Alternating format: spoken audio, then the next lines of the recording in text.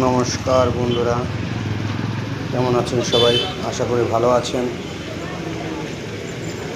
আমি বিপ্লব রায় উত্তরপ্রদেশে একটা ছোট্ট মিষ্টির দোকান করেছি। ওই দোকানেরই মিষ্টি আপনাদের দেখাচ্ছি।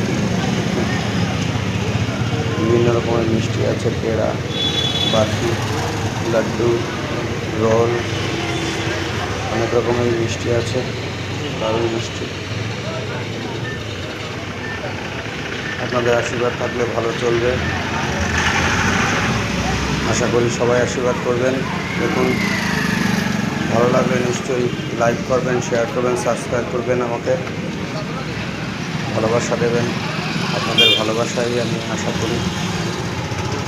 সবাই ভালো থাকবেন, সুস্থ থাকবেন। এই বাজারের নাম চক্করনগর